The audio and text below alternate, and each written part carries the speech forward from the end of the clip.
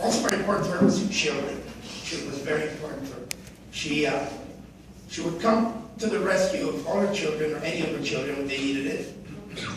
And that would be anywhere from bailing somebody out of jail to doing a Rambo in another country, or something as simple as handing a son, that would be me, a calling card when I was distressed and couldn't get a hold of my family. That was a big deal for me. My phone had broken, my family had just flew to Manila, and I was trying to hide it from her. It was her birthday, it was a couple of years ago. And I thought that I was doing a pretty good job, and she knew there was something wrong. She reached into her purse and said to me, I think this calling card still has some minutes in it, why don't you use the house phone? I made that call and that meant everything. For those of you who are missing somebody or can't get a hold of somebody, that's a big deal. Big deal. There's something else. Okay. Very important to her was for the children, and I know she always wanted this. She wanted us to all get along. She wanted us to, try to settle our differences. And I know that's very hard. When that didn't happen, she would give us advice. And we would resent them, because all kids do. And those of you who have children now probably experience that. It's amazing how we kids think we know everything. That really does. No. Her favorite phrase, and she's done that to me, and she's told me this many, many times, mahal ko ang mga anak ko. I love my children. And that pretty much says it all. She would say that over and over. When it came to her kids, she really, really knew what was going on. We tried to hide stuff. I mean, we would go to the next room. Even when she was sick, we would try to go to the next room and talk to her. She knew. She would say, hey, you guys are talking about me. And we would just laugh because how did she know that? It's interesting. Anyway.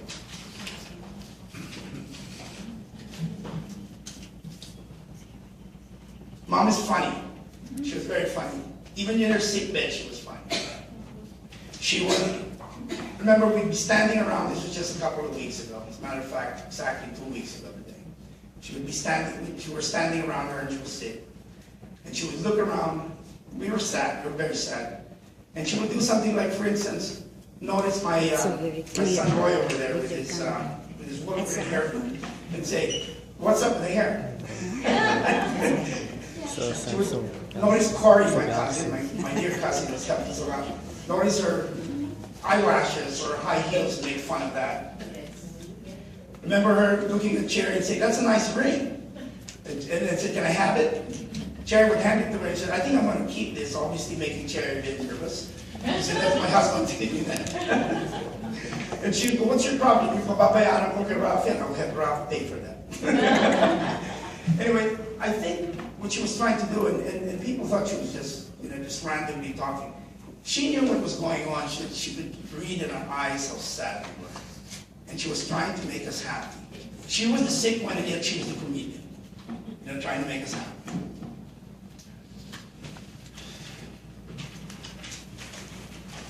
She always believed in family. She knew the family came first.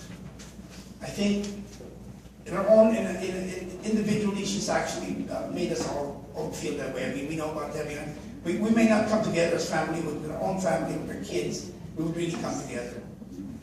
I didn't know my mom first. I always knew her as an aunt for many, many years. And I always liked her because I always wanted, because normally aunts are normally mean. She was a nice aunt for some reason. Until I realized that she was not only an aunt, she was a mother. It's only about 5 years ago where we started getting together. It was sort of a surprise. I'd sort of fallen off the family grid. And about 5 years ago, we started getting back together. I ran into Rudy in my daughter's graduation. And he said, Mom is in Vallejo. And I said, let's go visit her. It gave her the big surprise. I remember bringing my daughter in first. I was like hiding in the hallway.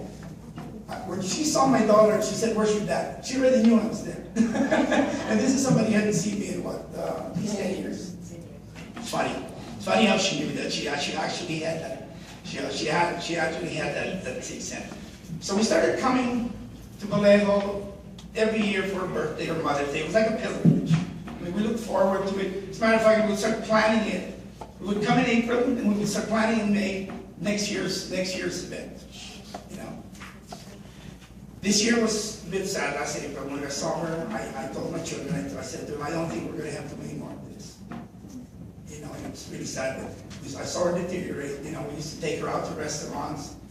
And I saw it from that to us having to have meals in her house. You know, and it was painful.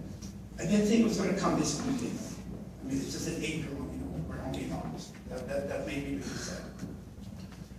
Again, 2 weeks ago in her deathbed, she looked at me and said, and I promised me you're going to come to my next birthday. And I tried not to cry because I knew it was not going to be the next birthday. But I said yes. I think we need to honor that. And we need to honor that as a family. We should get together. We get together in memory of her. I really do. You know, just because she's not here, she's still here in memory, and you know, and you know, and she's in heaven, and she's not suffering. That's a good thing. Yeah. For those of you who still have mothers, or your daughters out there, or your sons, give her a big hug. Love her. Boy, she's still around. She's probably the only person in the world that would never wish you harm. Trust me, she would never wish you harm. It may sound that way when she's giving advice, where she's maybe cutting you off, telling you, you know, for the younger ones, okay, no video games, or, you know, drowning you. You know what? I realize that now that I'm older, that it was always for your own good. It was always for your own good. Again, I thank everybody for coming. In my heart, everybody for coming. And on behalf of myself and my brothers and children, Jesse, Ludi, Tessie, Cherry, June is not here, Antonia, who Mom is now in heaven with, Ralph that we've been meeting, Ray, Alice, Brenda, Carmen, and Danny. Mom, thanks for the memories. We love you. We really, really do. And we're going to